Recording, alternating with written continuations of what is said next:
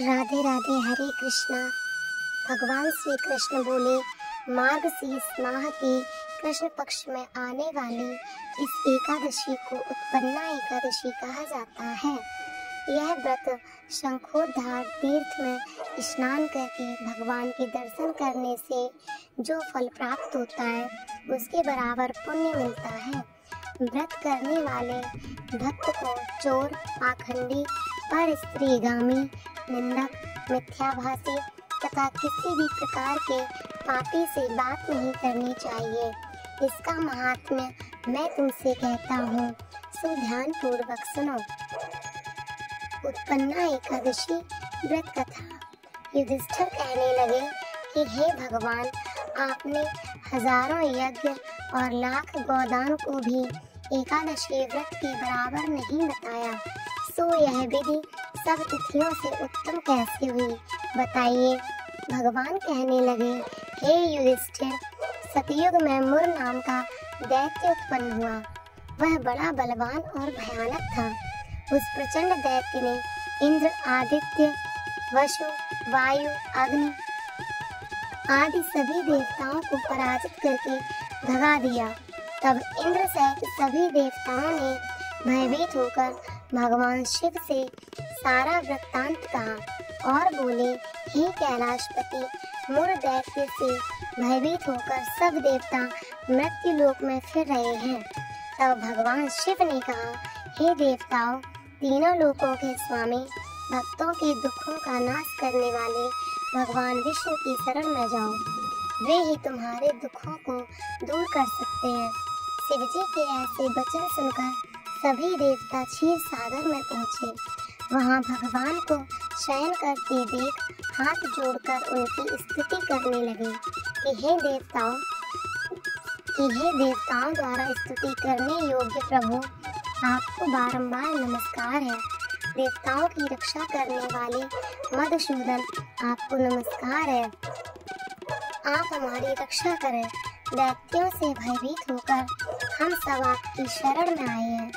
आप इस संसार के कर्ता, माता पिता, उत्पत्ति और पालन करता और संहार करने वाले हैं। सबको शांति प्रदान करने वाले हैं। आकाश और पाताल भी आप ही हैं। सबके पितामह ब्रह्मा, सूर्य, चंद्र, अग्नि, सामग्री, ओम, आहुति, मंत्र, तंत्र, जप, यजमान, यज्ञ, कर्म, कर्ता, भोक्ता भी आप ही हैं। आप सर्वव्यापक हैं। आपके सिवा तीनों लोकों में चर तथा अचर कुछ भी नहीं है। हे भगवान, दैत्यों ने हमको जीतकर स्वर्ग से भ्रष्ट कर दिया है और हम सब देवता इधर उधर भागे भागे फिर रहे हैं। आप उन दैत्यों से हम सबकी रक्षा करें। इंद्र के ऐसे वचन सुनकर भगवान विष्णु कहने लगे कि हे इंद्र, ऐसा मायावी दैत्य कौन है जिसने सब देवताओं को जीत लिया है? उसका नाम क्या है? उसमें कितना बल है और किसके आश्रय में है तथा उसका स्थान कहाँ है? यह सब मुझसे कहो। भगवान के ऐसे वचन सुनकर इंद्र बोले, भगवान, प्राचीन समय में एक नाड़ी जंग नामक राक्षस था। उसके महापराक्रमी और लोक विख्यात मुर नाम का एक पुत्र हुआ। उसके चंद्रावती नाम की नगरी है। उसी ने सब देवताओं को स्वर्ग से निकालकर वहां अपना अधिकार जमा लिया। उसने इंद्र, अग्नि, वरुण, यम, वायु, ईश, चंद्रमा, नैरत आदि सबके स्थान पर अधिकार कर लिया।